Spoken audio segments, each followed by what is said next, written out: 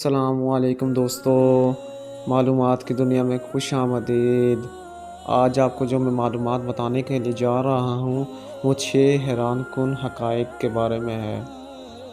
تو دوستو، ویڈیو شروع کرنے سے پہلے اگر آپ نے اس چینل کو سبسکرائب نہیں کیا تو چینل کو سبسکرائب کریں اور بیل آئیکن پر کلک کریں تاکہ ہماری آنے والی ویڈیوز آپ تک پہنچتی رہیں۔ دوستو، کائنات کو ہم ایک آپریٹنگ سسٹم کی مثال سے بآسانی سمجھ سکتے ہیں۔ جیسے آپریٹنگ سسٹم ہر کچھ عرصے بعد ہمارے سامنے ایک نئے ڈیزائن سے موجود ہوتا ہے، بالکل ویسے ہی کائنات کو جیسے تیسے ہم کھوجتے چلے جا رہے ہیں، اس کے بہت سے نئے روپ ہمارے سامنے جلوہ گر ہو رہے ہیں۔ اس کی وسعتیں ہمارے اپنے جادو میں جکڑے جا رہی ہیں۔ یہی وجہ ہے کہ اس کے گہرائیوں میں ڈوبنے کے باوجود ہم اس سے بور نہیں ہو رہے۔ آج ہم 6 ایسی سائنسی سچائیوں کو سمجھیں گے جو حقیقت سے کوسوں دور دکھائی دیتی ہیں، مگر سائنس کے نزدیک ان کا سچ ہونا کوئی مشکل نہیں۔ یہ حقائق آپ کو سمجھنے میں مدد دیں گے کہ JBS ہیڈلر نے کیوں کہا تھا کہ یہ کائنات اتنی پراسرار نہیں جتنا تم سوچتے ہو، بلکہ یہ اس سے کہیں زیادہ پراسرار ہے جتنا تم سوچ سکتے ہو۔ نمبر 6، دوستو، خلا میں اشیاء انتہائی وائرڈ برتاؤ کرتی دکھائی دیتی ہے۔ زمین کے برعکس خلا میں ان کے رنگ ہی نرالے ہوتے ہیں۔ یہی وجہ ہے کہ عالمی خلائی اسٹیشن میں باقاعدہ لیبارٹریز قائم ہیں جہاں مختلف تجربات انجام دیے جاتے ہیں۔ مستقبل میں یہ تجربات نسل انسانی کو لمبے خلائی سفر کے حوالے سے انتہائی اہم معلومات فراہم کرتے ہیں۔ اسپیس میں اشیاء کے وائرڈ برتاؤ کی اصل وجہ یہ ہے کہ وہاں گریوٹی کے ساتھ ساتھ ہوا بھی موجود نہیں ہوتی۔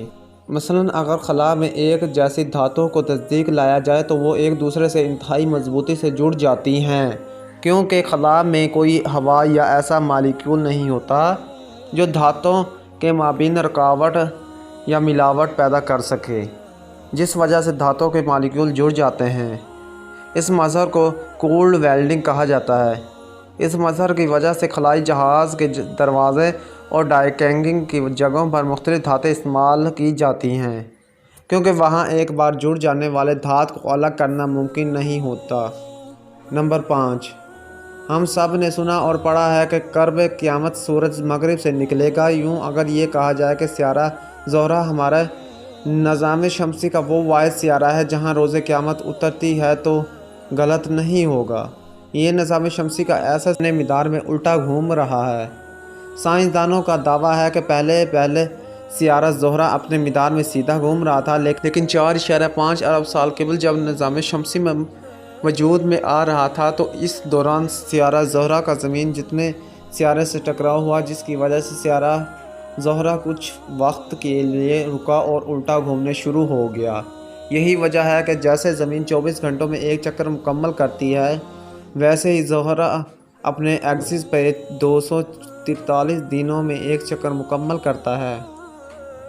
یوں اگر آپ زہرہ پر موجود ہوں گے تو وہاں ایک دن 243 دنوں کے برابر ہوگا، جبکہ زہرہ سیارہ 224 دنوں میں سورج کے گرد ایک چکر مکمل کر لیتا ہے۔ لہٰذا ہم یہ کہہ سکتے ہیں کہ زہرہ اگر پراسرار سیارہ ہے کہ وہاں ایک دن کا دراصل ایک سال سے بھی بڑا ہوتا ہے۔ نمبر 4، حساب کتاب اور مشاہدات کے ذریعے ہمیں اندازہ ہو چکا ہے کہ ہمارا سورج اتنا بڑا ہے کہ اس میں 13 لاکھ زمینیں سما سکتی ہیں۔ اسی طرح سورج نے 4 نوری سال تک کے علاقے میں اپنی حکمرانی سجا رکھی ہے۔ 4 نوری سال اتنا وسیع علاقہ ہوتا ہے کہ اگر آپ ایک کنارے سے راکٹ بھیجیں تو دوسرے کنارے تک پہنچنے میں آپ کو 72,000 سال لگیں گے۔ اس علاقے میں موجود کھربوں کی تعداد میں پتھر، سیارے، چاند اور دمدار ستارے سورج کے گرد چکر لگا رہے ہیں۔ نمبر 3، کائنات میں ستارے زیادہ ہیں یا پھر ساحلوں پر ریت کے ذرات زیادہ ہیں؟ اس سوال نے ایک عرصے تک فلکیات کے چاہنے والوں کو 2 حصوں میں تقسیم کیے رکھا۔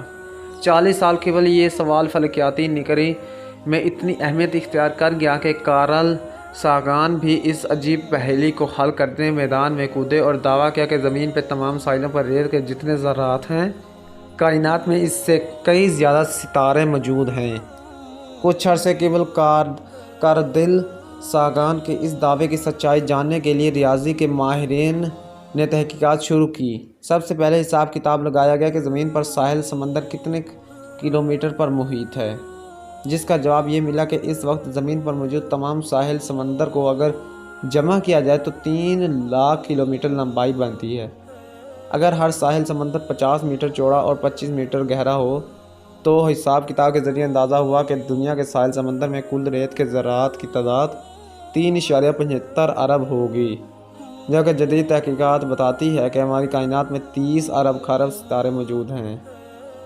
اس انوکھی تحقیق کے بعد سائنسدان اس نتیجے پر پہنچے کہ کارنان ساگان ٹھیک تھے، ستاروں کی یہ تعداد ہماری زمین پر ریت کے ذروں سے بھی زیادہ ہے۔ نمبر 2، ہمیں علم ہے کہ ہر شے نے موت کا ذائقہ چکھنا ہے۔ بہت بڑے ستاروں کی موت جب واقع ہوتی ہے تو وہ عموماً ایک دھماکے سے پھٹ کر بلیک ہول نامی پراسرار شے میں تبدیل ہو جاتے ہیں، لیکن سورج سے 10 گنا بڑا ستارہ جب پھٹتا ہے تو اس کے پیچھے رہ جانے والے کور سے ایک نیوٹران ستارہ بن جاتا ہے۔ نیوٹران ستارہ انتہائی عجیب شے ہے جس میں سورج جتنا مادہ اپنی ہی کشش شکل میں سمٹ کر شہر لاہور جتنے علاقے میں قید ہو جاتا ہے۔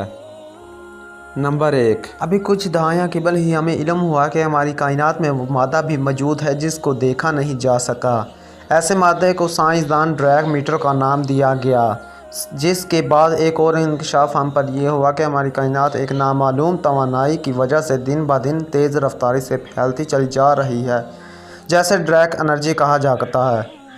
انتہائی حساب کتاب کے بعد سائنسدان اندازہ لگا چکے ہیں کہ ہماری کائنات میں قابل مشاہدہ مادے کا تناسب 5% ہے، جبکہ ڈارک انرجی 68% اور ڈارک میٹر 27% ہے، جس کا مطلب یہ ہے کہ ہم جتنے سیارے ستارے کہکشاں یعنی کل کائنات دیکھتے ہیں اور ریسرچ کرتے ہیں کہ یہ صرف 5% مادے پر مشتمل ہے۔ بقیہ 95% کائنات کے متعلق ہم کچھ بھی نہیں جانتے اور نہ ہی اسے دیکھ سکتے ہیں۔